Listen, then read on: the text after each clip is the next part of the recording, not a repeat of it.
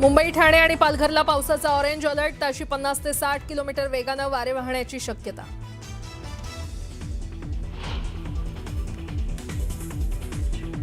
राज्य मंत्रिमंडळाची दुपारी बैठक। शेतकरी कर्जमाफी आणि एल निनोबाबत चर्चेची शक्यता।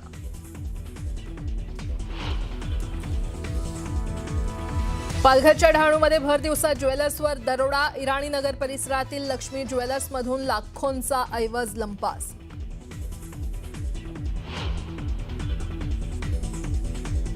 दिल्लीत अभिजित दीपकेंसह तरुण आंदोलनावर ठाम। धर्मेंद्र प्रधान यांचा राजीनामा होईपर्यंत आंदोलनावर ठाम राहणार, अभिजित दीपकेंचा इशारा।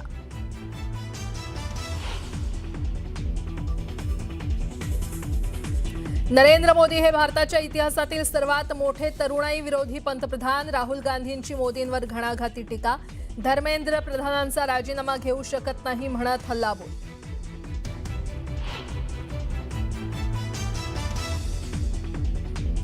पावसाळी अधिवेशनाच्या पार्श्वभूमीवर एनडीएच्या संसदीय पक्षाची बैठक। संसदेतील रणनीतीवर होणार मंथन, तर सर्वाधिक काळ पंतप्रधान राहिल्याबद्दल मोदींचा होणार सत्कार।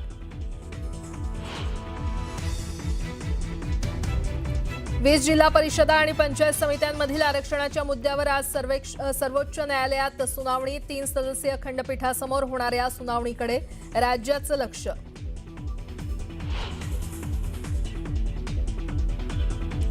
नवी मुंबईतील असलेली नोकर भरती परीक्षा नियोजित वेळेनुसारच होणार। भरती स्थगितीचा निर्णय शासनानं निलंबित केल्यानं परीक्षा नियोजित वेळेनुसार होणार असल्याची माहिती।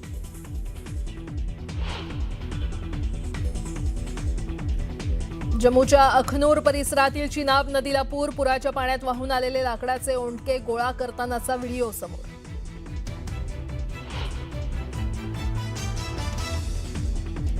आणि जम्मू काश्मीरच्या किश्तवाडमध्ये ढगफुटी झाल्यानंतर मोठ्या प्रमाणात नुकसान। दच्छन भागात पिकं आणि शेतजमीन वाहून गेली।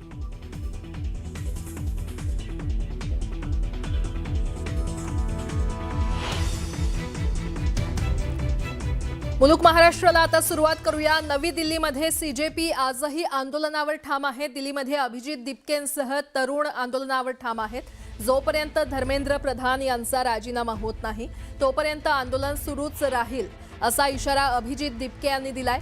त्यासोबत सोनम वांगचुक यांचंही उपोषण सुरू राहील, असंही दीपकेंकडून स्पष्ट करण्यात आलंय। दिल्लीत ठिकठिकाणी आजही मोठ्या प्रमाणात चोख पोलीस बंदोबस्त तैनात करण्यात आलेला आहे। ठिकठिकाणी कडक सुरक्षा व्यवस्था देखील तैनात करण्यात आली आहे। दरम्यान सोमवारी सीजेपीच्या आंदोलनावेळी संसद भवनवरील मोर्चानंतर पोलिसांना बळाचा वापर करावा लागला। त्यानंतर जंतर मंतरवरील आंदोलकांचं मंडप हटवण्यात आलं आणि संचारबंदी लागू करण्यात आली। यानंतरही अभिजित दीपकेंसह तरुण आंदोलनावर ठाम आहेत। जंतर मंतर बाहेरील रस्त्यावर बसून आंदोलन करण्यात येतंय।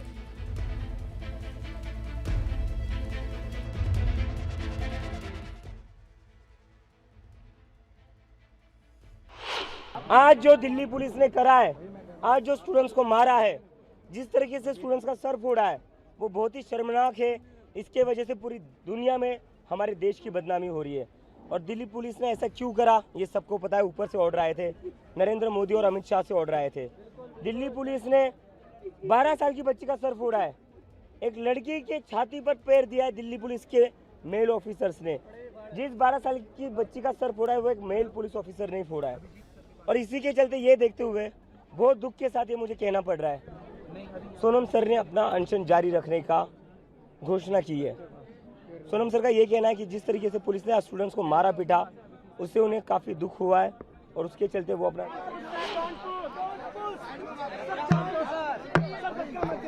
आणि आता थेट दृश्य आपण पाहतोय। जंतर मंतर बाहेर आता प्रधानांचा राजीनामा होईपर्यंत आंदोलन सुरू ठेवण्याचा निर्धार आंदोलकांनी केलेला आहे। ही थेट दृश्य आपण पाहतोय। राजधानी दिल्लीतली जंतर मंतर परिसरात आंदोलन सुरूच असल्याचं पाहायला मिळतंय। जोरदार घोषणाबाजी सध्या तिथे केली जाते।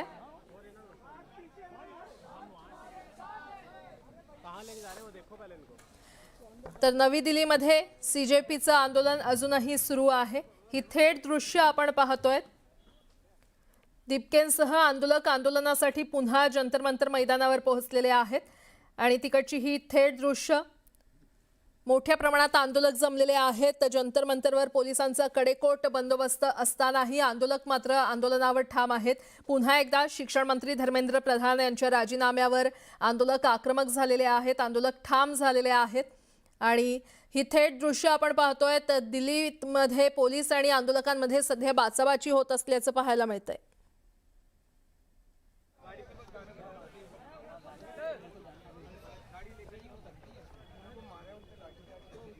नहीं कोई नहीं मारा।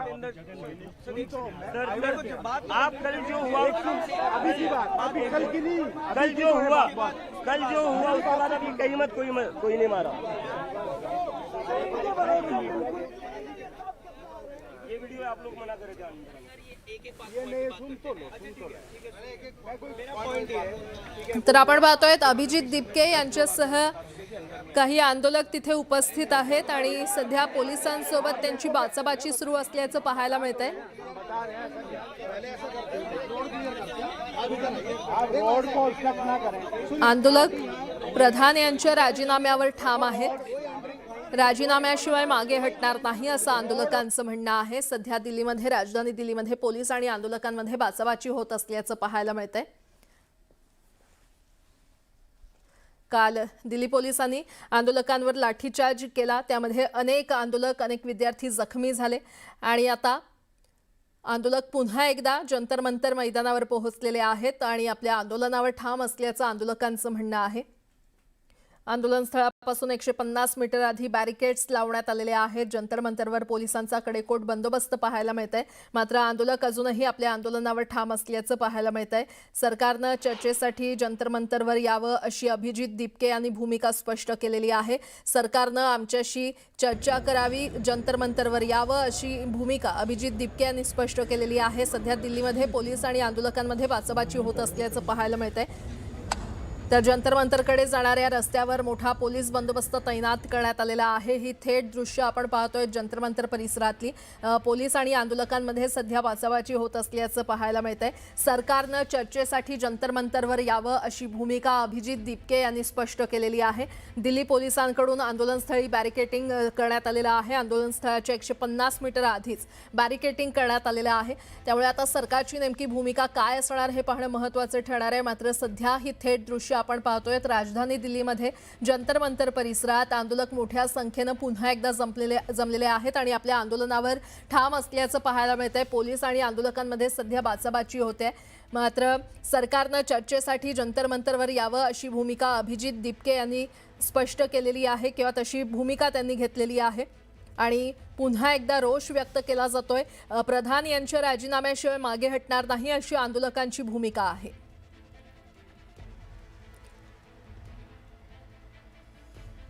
ही मोठी बातमी आपण पाहतोय.